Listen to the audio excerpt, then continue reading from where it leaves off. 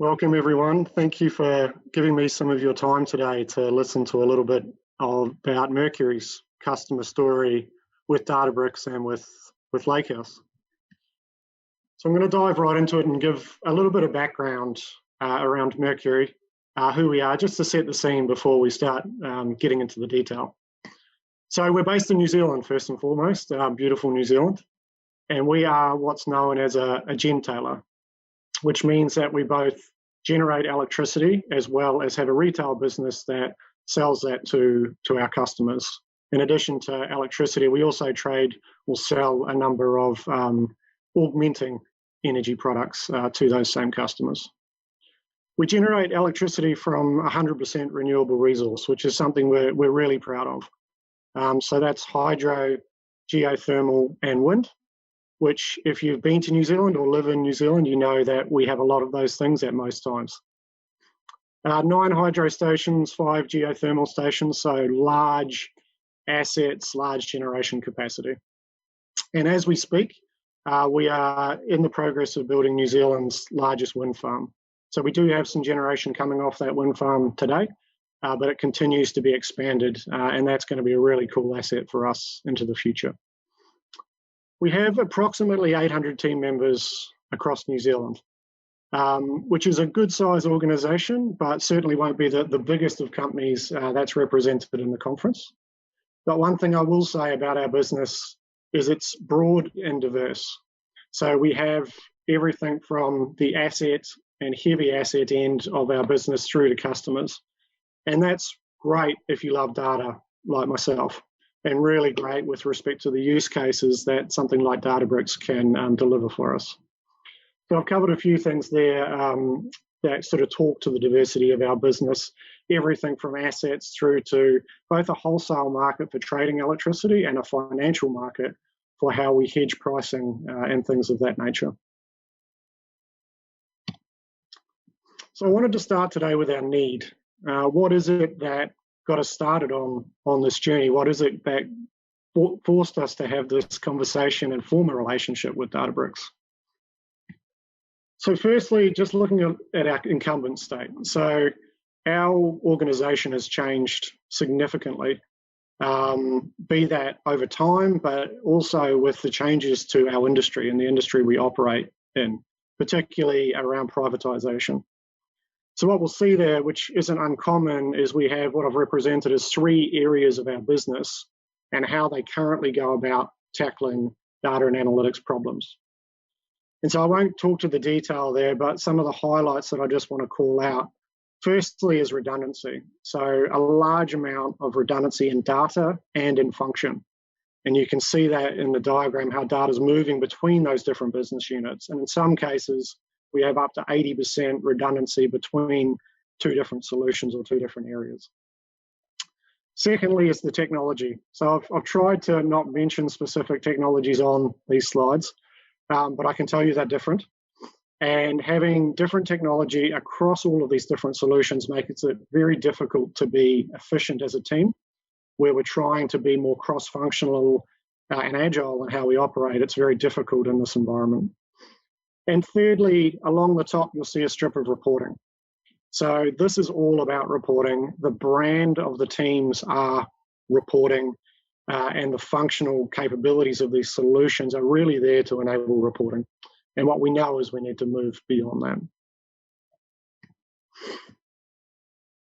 So it brings us down the left to our need, and what are the catalysts that are driving us forward and forcing us to think a little bit differently? The first and really the main catalyst for getting us started was our retail business. So our retail business, being a very competitive market, invested in data science and the application of advanced analytics.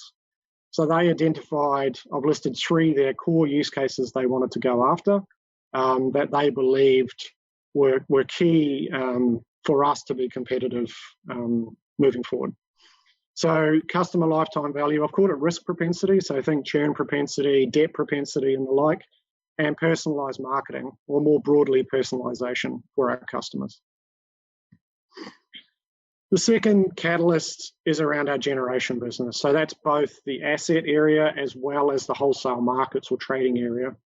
Now, within their roadmaps, they have a number of initiatives that I would consider to be data-driven or are enabled by data.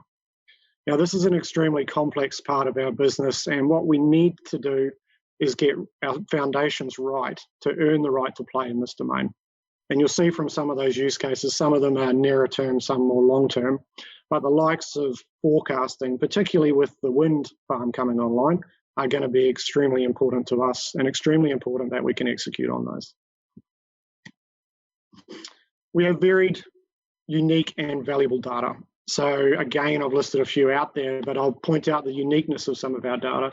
So if you look at our geothermal business, we're drilling big holes into the ground of geothermal activity, and some of the data sets coming out of there are very interesting, a lot of chemistry and things of that nature. So lots of structured, semi-structured and unstructured data that we need to tap into.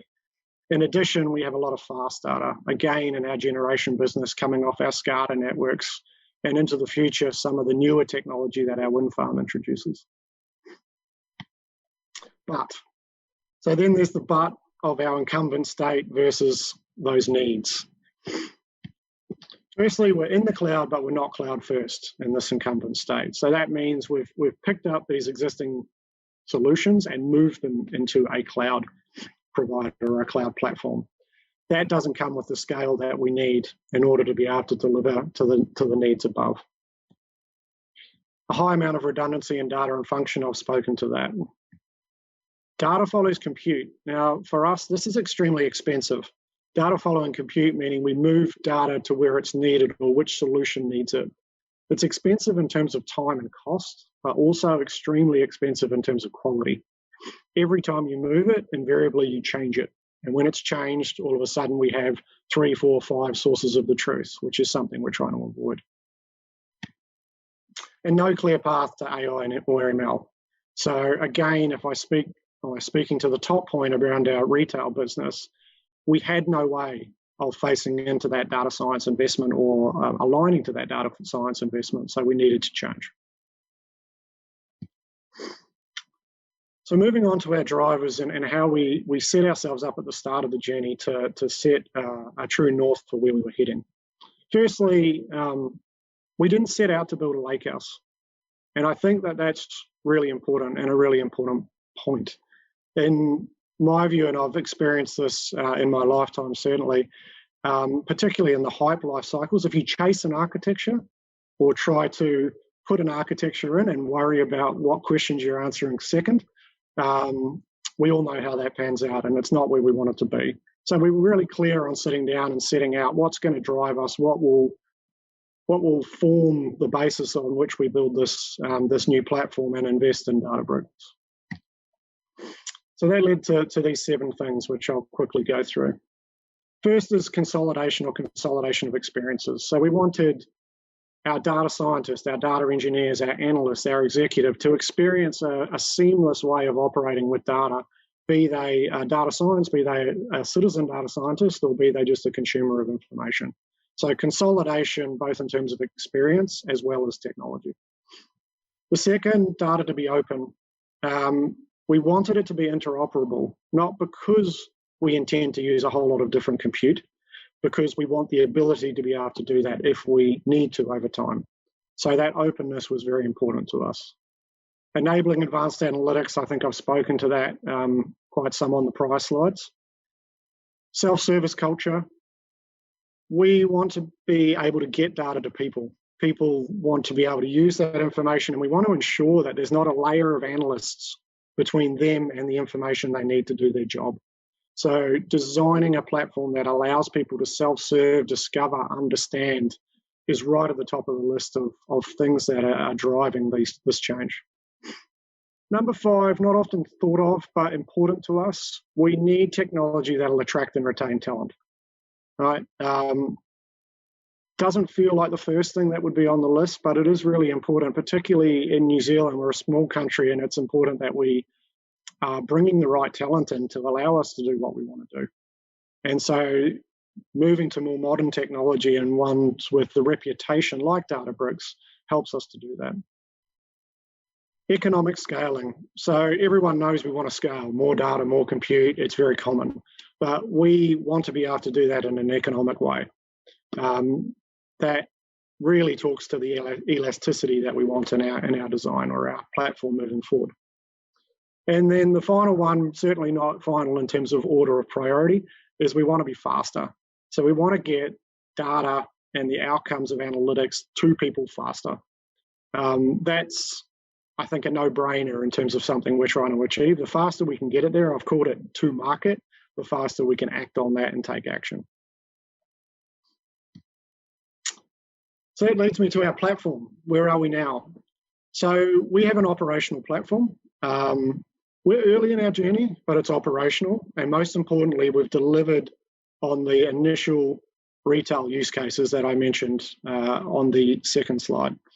So namely, we have our retail data science team enabled and executing their propensity modeling, their lifetime value modeling on the platform, which is great. Secondly, we've implemented our personalized marketing. So what we've done there is we've taken what was an ad hoc, manual, largely monthly process and moved that to be an automated intraday process, essentially meaning that we can personalize and target our communications with our customers so that we can choose how we communicate them, what we communicate to them, and when we communicate to them, all driven by data or customer data points, which is a really great result and already starts to show the benefits of what this platform can do. At a high level, that's what our platform looks like. I'm not going to go through each and every one of these boxes as much as I'd like to, but I'll just talk to a few points around the platform and around what you're seeing there. Firstly, it's not perfect, right? And we're okay with that. We are investing in this platform as a product. What you'll note there is this doesn't, for example, look like the reference architecture you might see if you were to look at some of the Lakehouse blogs, and that's okay. Some of that is because we started our journey at around the same time as some of this reference architectures were emerging. Some is, again, that we've made decisions that over time we may correct. It's not perfect, but it's operational and it's adding value, and that's important to us. Secondly, and this is a very key call out, you'll notice we have not needed to introduce any new technology for our, what I would call our serving layer. So the points where data is coming off to an end user, we have not needed to bring in any other technology outside of Databricks. Now that speaks to the Lakehouse pattern, and that's very important to us, particularly with regard to the consolidation driver that I spoke to. So what that then allows me to do is think about this platform in the context of the drivers. So it's, again, if we're going to set ourselves out with drivers, we better make sure we can trace back to those drivers and ensure that the design decisions we're making align to that. So what I'm going to do now is talk to those and how the platform delivers against those individual drivers. So firstly is consolidation. I've spoken about no additional serving layer tech required, which is great. And we have compute for engineers, data scientists, and analysts all coming through that Databricks experience, which, when it comes to consolidation, is exactly what we were aiming for on day one.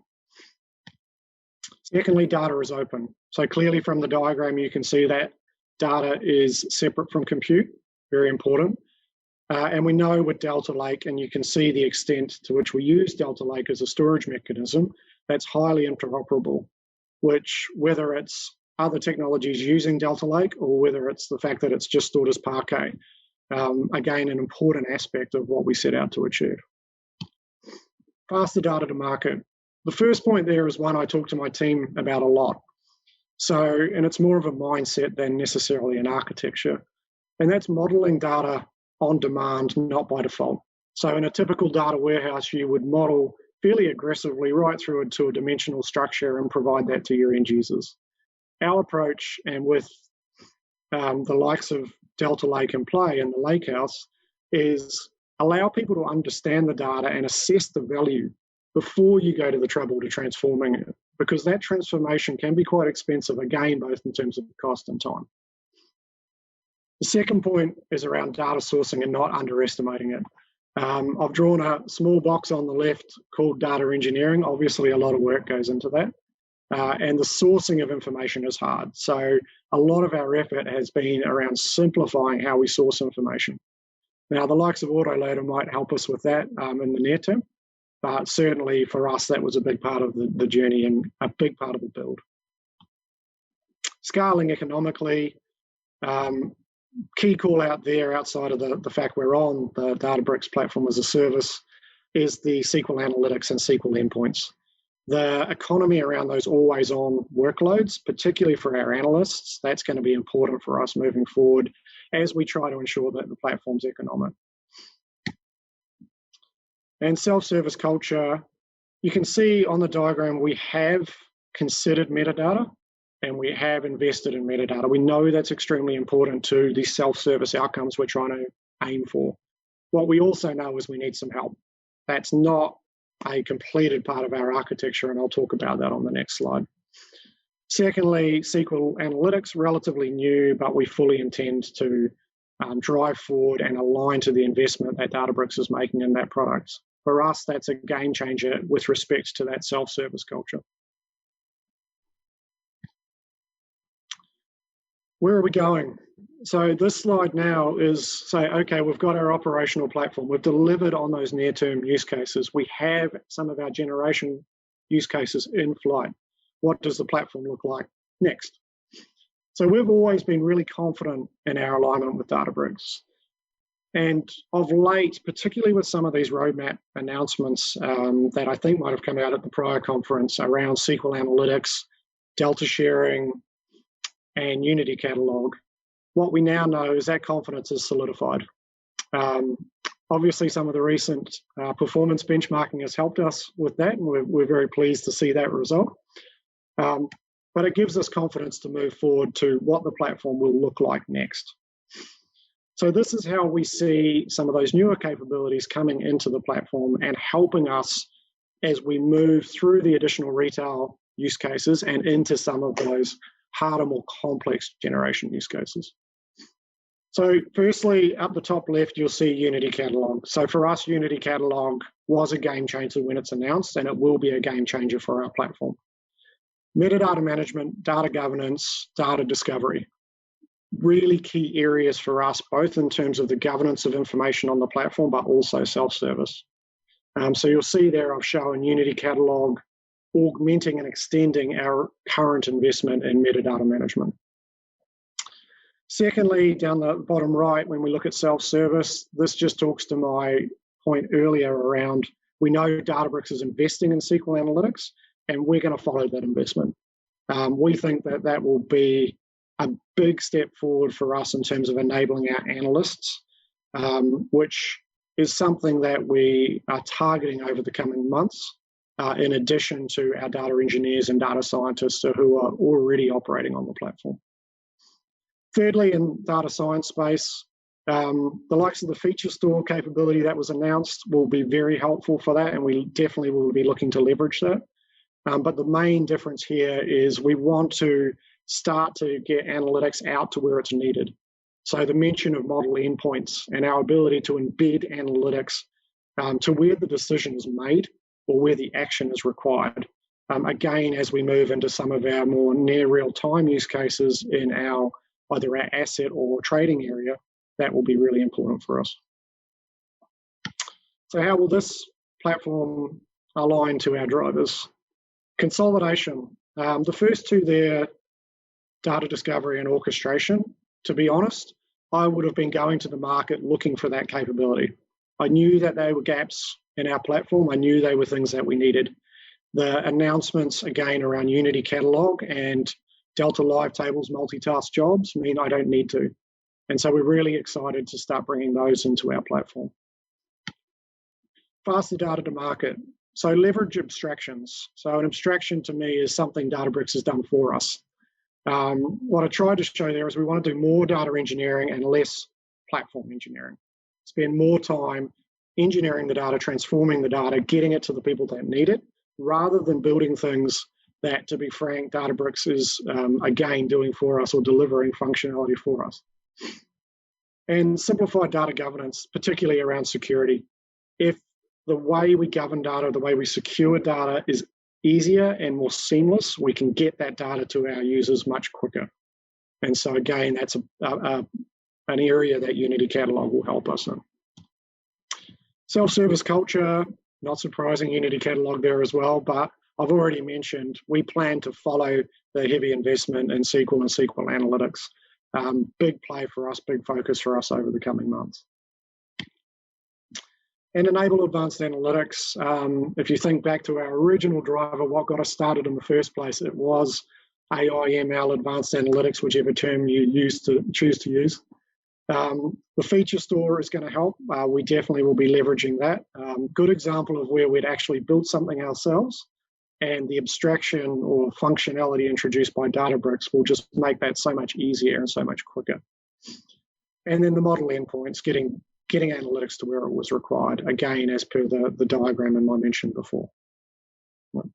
So what that all leads to is a platform which, in the medium term, because we know that a lot of this capability is coming soon or with us already, will allow us to not just deliver on those generation and retail use cases, but functionally make a lot more stable, quicker platform and something that will deliver to our analyst community. So today, in my quick chat, I've talked about the need, what got us to the table, what formed the partnership, what was driving us. So how did we set our direction? How did we decide where we wanted to go and what we wanted to achieve? What we've achieved. So our operational use cases, our enablement of our retail business, and where we want to go. Where we want to go in terms of our use cases, but also how the latest announcements from Databricks are going to help us with that. So I thank you for your time. I very much appreciate Databricks inviting me to talk a little bit about our journey, and I hope you enjoy the rest of the conference.